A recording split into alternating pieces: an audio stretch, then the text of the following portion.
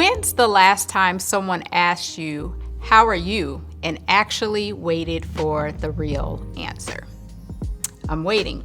Many times, it's just our routine to say that we're fine. We're taught that what happens in this house stays in this house. So we struggle with vulnerability. And often others don't stay to wait for the real answer because they struggle with vulnerability too. Another reason why we may just say we're fine and folks don't wait for the answer is we believe nobody wants to hear how we really feel. In other words, ain't nobody got time for that, right? But in reality, it helps to be able to have that person that we can be vulnerable with and who is willing to listen to that how we really feel rather than that just I'm fine, I'm okay. Another reason why we may struggle with that vulnerability is we may be numb because we are so used to pretending that feeling becomes distant. And honestly, feelings are hard, but the more that we suppress the feelings, the more damage we are doing to ourselves. One gentle reminder when we struggle to be able to say how we really feel and work through it that I like to have my clients say is, I can do hard things. And also feelings pass or feelings are fleeting. But in order to go through the feelings, I have to go through the feelings. I can't go over them, can't go around them, can't go under them, but I have to go through. And it starts with admitting, okay, maybe I'm not fine. Here is what I am really feeling.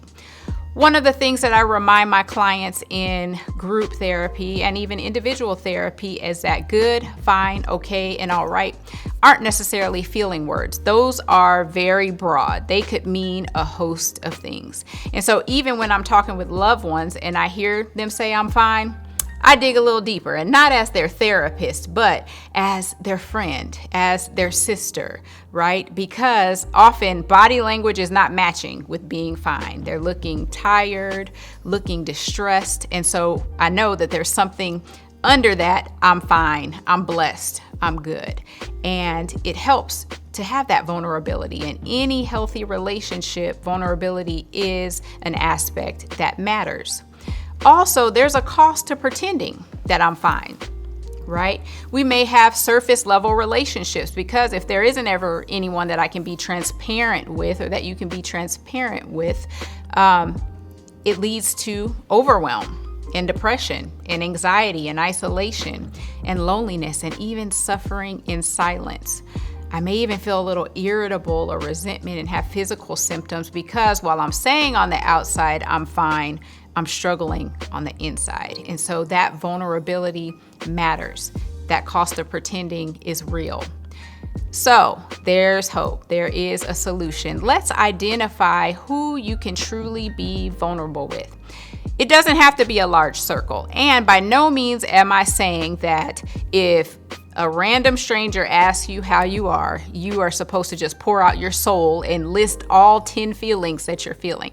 Not saying that at all, but actually finding somebody or identifying some people in your circle that you can be transparent with because, like I said earlier, there's a cost to not being vulnerable and struggling in silence. So first and foremost, God is the first person we can be honest with our feelings. He can handle it. And I do realize that this may be a struggle for some, whether you feel like you're distant from him or he doesn't want to hear from you or maybe even have some anger towards him. But he is one that you can call on 24/7. He says in his word, you can cast your cares on him because he cares for you. And even if you don't have words to say, get a prayer journal where you write down and be transparent about the feelings that you're feeling, and you're able to get them out from within onto paper. So God is one option and an awesome option. God also created people on earth for us to be able to be vulnerable with. And so perhaps identifying your friend, your spouse, aunt, cousin, family member, church member, your pastor, some person who you can be transparent with. Because once again, you will hear me say this over and over. People need people. We are not islands. We are not meant to struggle alone. And so identifying those folks that you can be transparent with.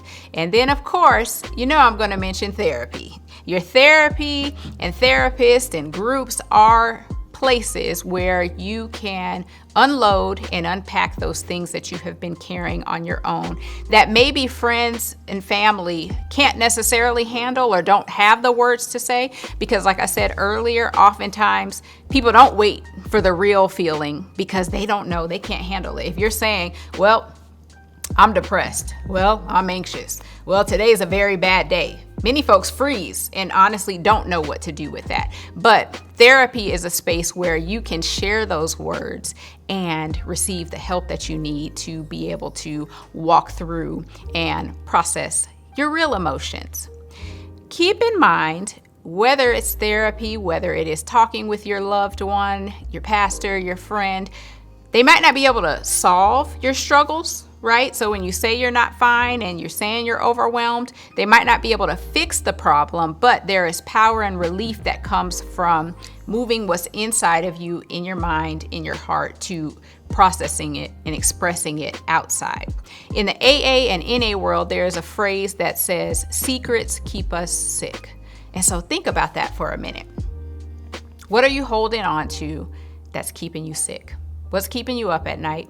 What's keeping you overwhelmed? You're saying you're fine, but really your fine is not fine. Think about it. So I encourage you, find those people, whether it's God, whether it's family, friends, therapy, to help carry your struggles. In my groups, How Are You gets the full answer. Book a free 15-minute consultation to learn more.